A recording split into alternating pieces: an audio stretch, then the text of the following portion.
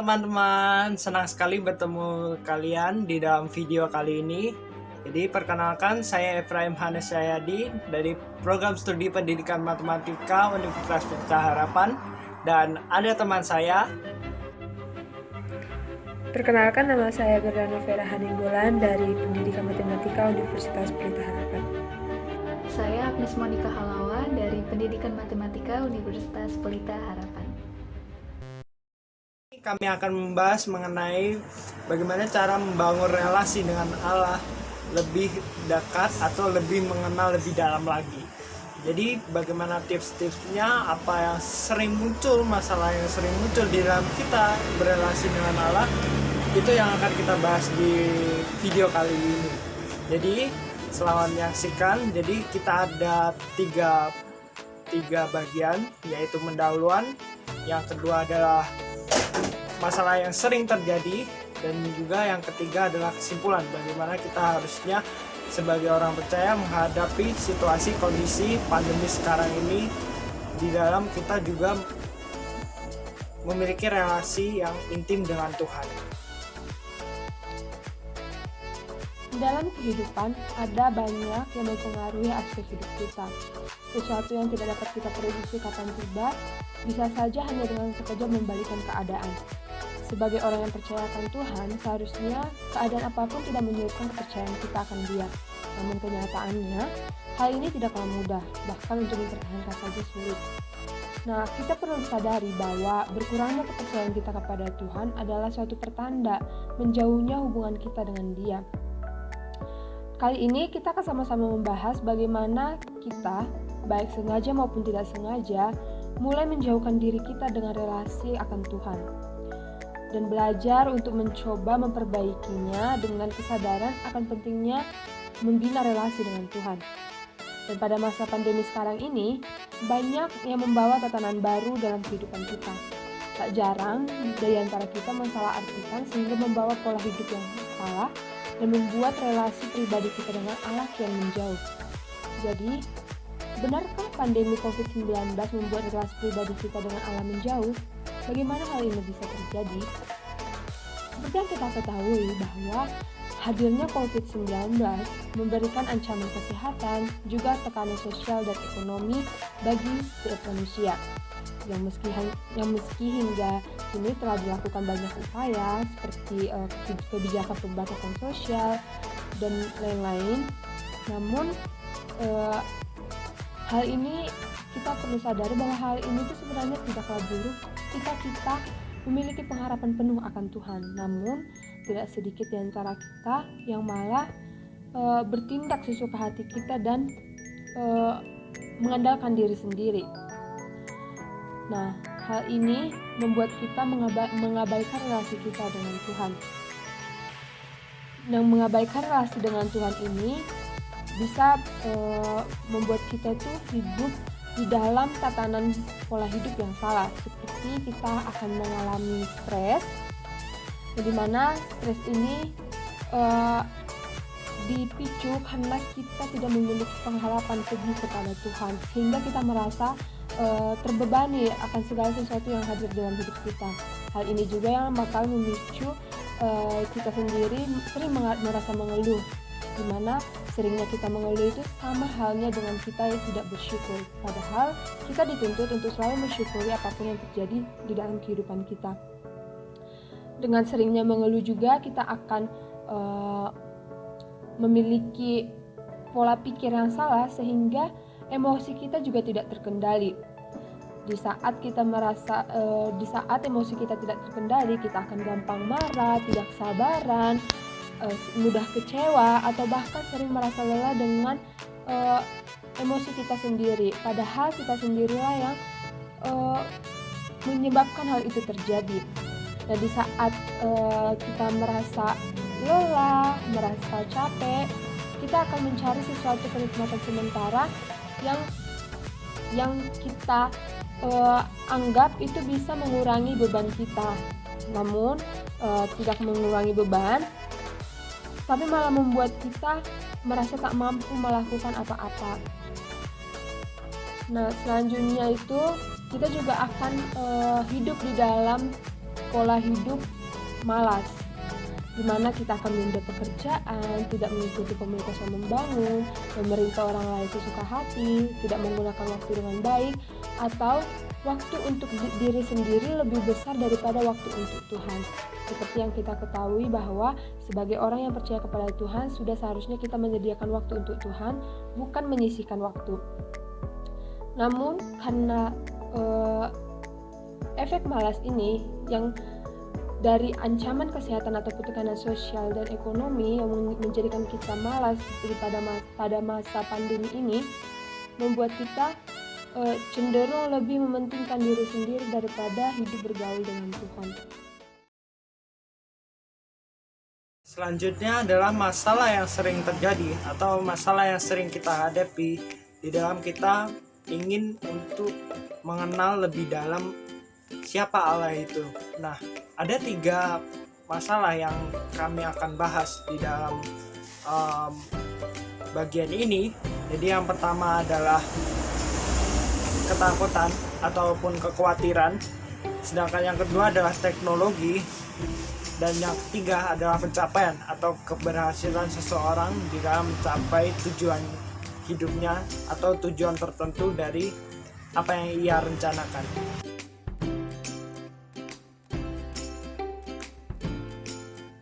Yang pertama adalah kekhawatiran atau ketakutan.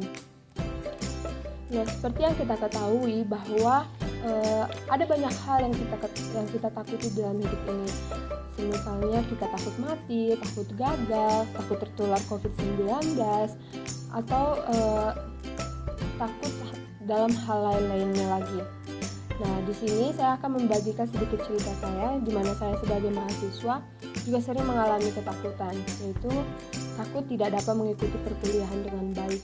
Dan hal ini saya sadari di mana selama semasa pandemi ini, pembelajaran jarak jauh membuat saya merasa khawatir, di mana saya khawatir dengan koneksi jaringan stabil atau tidak, apakah saya mampu melakukan tugas-tugas saya yang di mana kondisi rumah cukup tidak stabil, atau apakah saya mampu untuk menyelesaikan perkuliahan saya dengan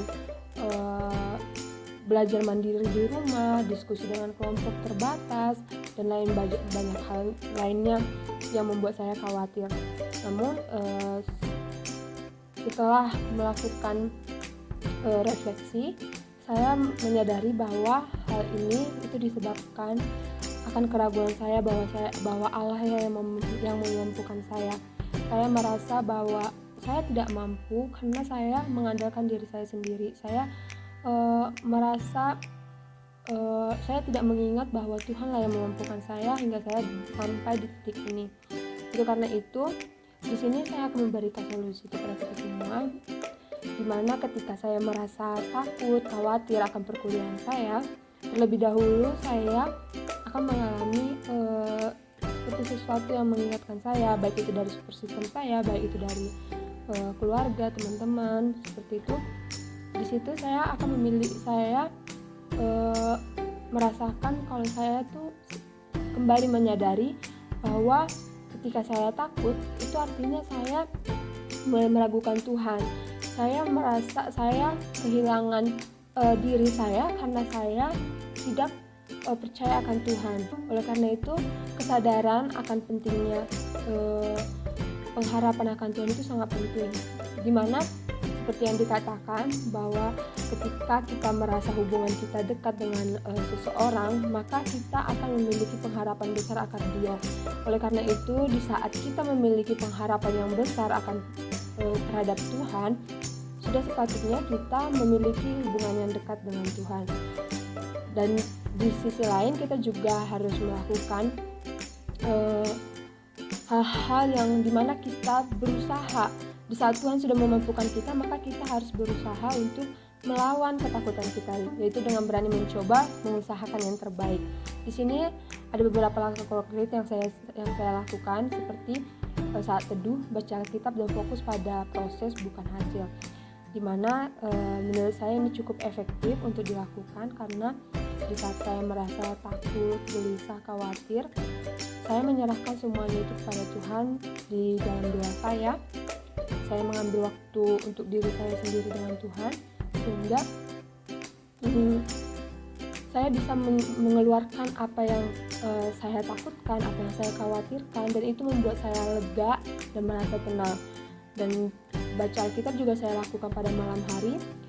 Itu bisa saya lakukan dengan mengatur jadwal di handphone saya, sehingga setiap jam 10 malam itu akan ada alarm yang mengingatkan saya untuk membaca renungan. Dan menurut saya ini cukup efektif karena di masa pandemi ini kita juga sering menggunakan handphone kita masing-masing, sehingga kita boleh terus mengingatkannya. Dan yang fokus pada proses bukan hasil. Hal ini menurut saya juga cukup efektif karena terkadang kita sering merasa kecewa karena kita berekspektasi terlalu tinggi terhadap hasil, dan kita takut ketika hasil kita itu akan berada jauh di bawah ekspektasi kita. Karena itu untuk fokus terhadap proses itu sangat penting dibandingkan memikirkan hasil, karena ketika kita sudah melakukan yang terbaik di dalam proses kita melakukan sesuatu, maka itu adalah hasil yang terbaik yang kita dapatkan. Oke, sekian untuk ketakutan dan kekhawatiran akan melanjutkan. Teknologi selama pandemi ini memang menjadi satu jembatan kita untuk dapat berkomunikasi dan berelasi dengan orang lain di tempat yang berbeda-beda. Namun, kita juga tidak bisa melupakan bahwa hidup kita tetap harus tergantung kepada Allah. Penyebab dari masalah ini biasanya adalah karena kebanyakan orang terlalu fokus akan dirinya sendiri dalam hal ini, sehingga banyak orang yang menghabiskan waktunya hanya untuk bermain dengan teknologi yang ada. Banyak waktu yang kita habiskan hanya untuk bersosmed atau hal-hal lain yang berhubungan dengan teknologi. Tidak jauh berbeda dengan apa yang saya lakukan saat ini, yaitu saya juga cenderung sering tidak mengutamakan bagaimana relasi saya dengan Allah. Saya terlalu kasihkan untuk bermain gadget, untuk mendapatkan hiburan semata. Kemudian saya berpikir bahwa sepatutnya saya bersyukur atas keberadaan teknologi ini. Yang berarti, ini juga berarti saya bersyukur kepada Allah yang memberikan kemampuan kepada manusia untuk menemukannya. Hal ini juga berkaitan erat dengan bagaimana memanfaatkan waktu dengan baik. Adapun langkah nyata yang terpikirkan saat ini adalah dengan membuat jadwal kegiatan harian. Ya, ini akan sangat membantu dalam menggunakan waktu dengan bijak dan seefektif mungkin. Juga bisa dengan mulai menyukai mengeksplor kegiatan atau hobi yang bisa dilakukan di kehidupan nyata.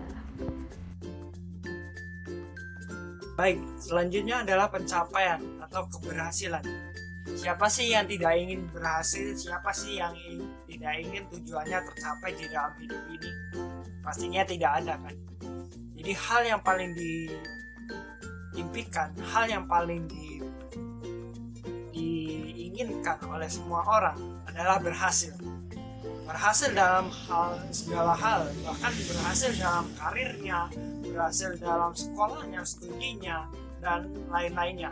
Mungkin usaha ada mungkin bikin pengusaha bisnisnya dapat berjalan dengan lancar, itu juga sebuah tujuan, sebuah keberhasilan.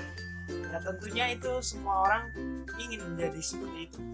Nah, tapi di sisi lain keberhasilan juga merupakan suatu masalah yang jika keberhasilan itu didasarkan dengan ambisi yang kuat, ambisi yang negatif, ambisi yang tidak benar.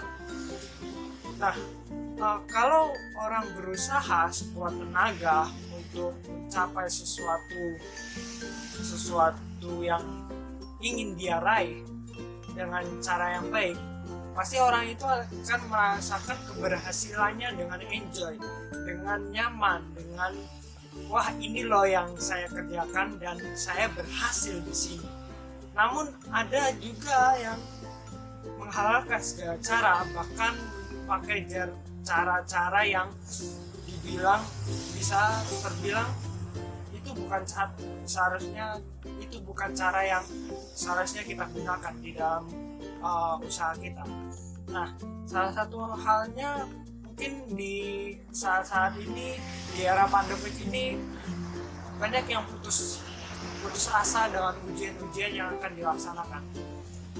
Mungkin tidak hanya di dalam pandemi, bahkan sebelum pandemi juga banyak orang yang mengandalkan kunci jawaban, banyak orang yang mengandalkan orang-orang tertentu atau mengandalkan sosok-sosok tertentu untuk melancarkan aksinya di dalam memanipulasi ujian ataupun membuat seakan-akan dia lulus ujian. Nah, hal ini tentu tidak benar. Kenapa? Karena bagaimanapun juga mencontek ataupun mengambil jalan pintas itu juga kita akan merasakan hasilnya itu bukan sekarang, tapi ketika kita menjalani apa yang sudah kita capai itu dengan cara yang tidak benar, itu juga akan menuju pada jalan yang tidak benar juga. Dan mungkin di jalan yang tidak benar itu akan terjadi masalah dan berbagai masalah yang semakin membesar, sehingga mau tidak mau kita harus mengakuinya itu. Nah, lalu bagaimana seharusnya kita sebagai orang percaya untuk memerangi ataupun melawan kekuatan atau ambisi itu? Jadi kita pasti punya ambisi, kita pasti punya satu keinginan untuk berhasil. Tapi bagaimana kita harusnya berusaha untuk mencapai keberhasilan itu dengan tidak memanfaatkan hal-hal yang sebenarnya tidak benar. Nah, oke, sekarang kita lanjut.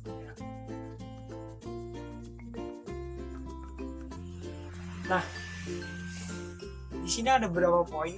Yang pertama adalah menyadari bahwa keberhasilan itu merupakan anugerah Allah. Jadi keberhasilan yang kita terima, keberhasilan yang kita raih, itu adalah anugerah Allah.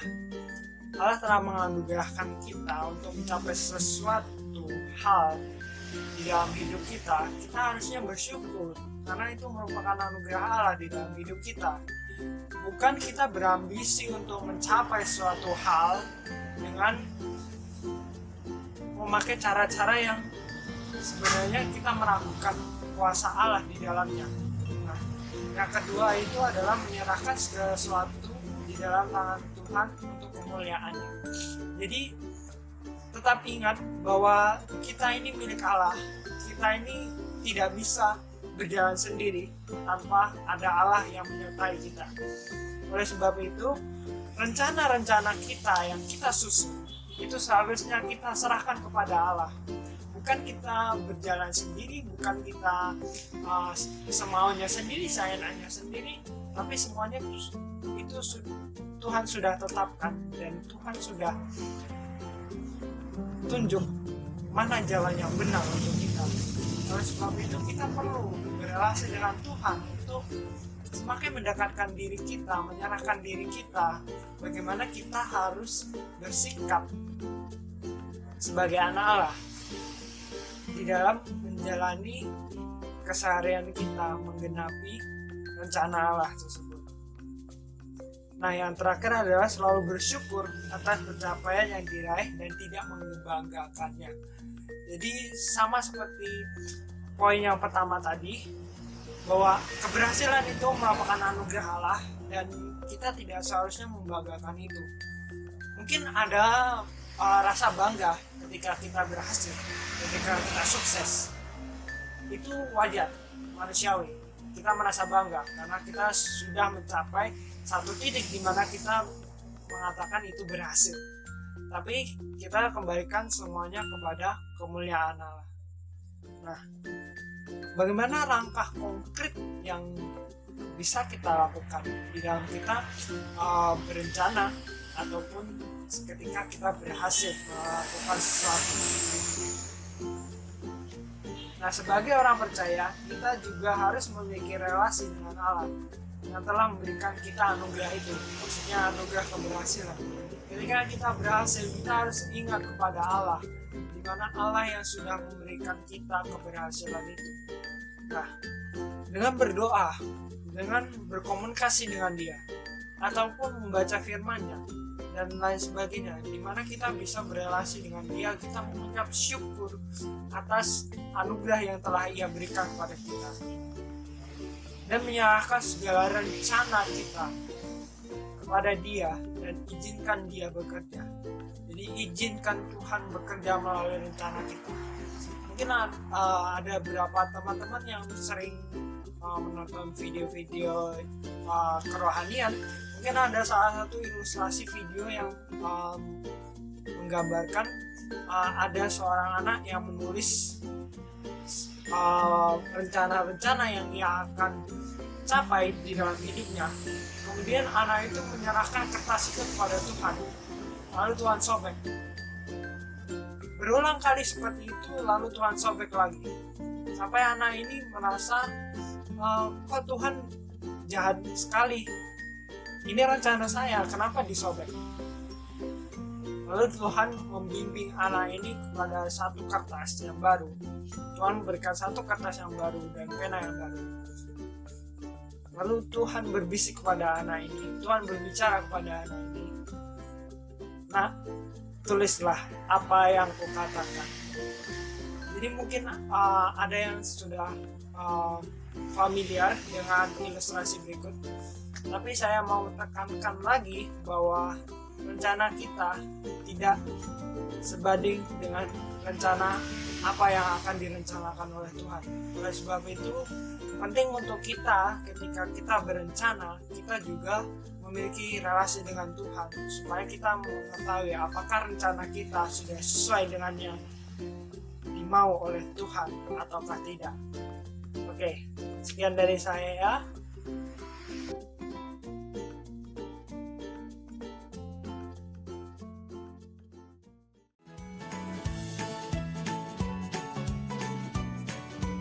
Jadi teman-teman, pandemi ini membawa dampak terhadap relasi kita dengan Allah. Kita bisa semakin jauh, walaupun kita bisa semakin dekat dengan Allah, itu bergantung pada sikap dan kesadaran kita. Jadi di akhir kami memberikan saran, mari kita bersama-sama memiliki kesadaran hati di situasi pandemi ini. Sebagai penutup, mari kita bersama memiliki kesadaran untuk terus rindu, memiliki, membangun dan menumbuhkan relasi yang baik dengan Allah. Terima kasih, Tuhan Yesus memberkati.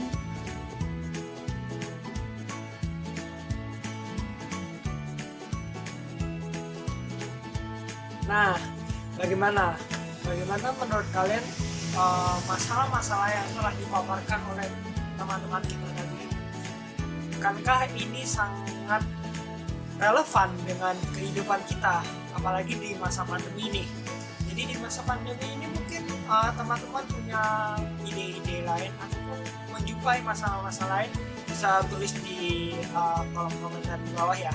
Jadi mungkin ada saran atau ada kritikan, bisa disampaikan di bawah juga. Oke, sekian dari kami. Apabila ada salah kata ataupun perkataan-perkataan atau perbuatan kami mohon maaf, dan sampai jumpa di lain kesempatan. Tuhan Yesus memberkati. Dadah.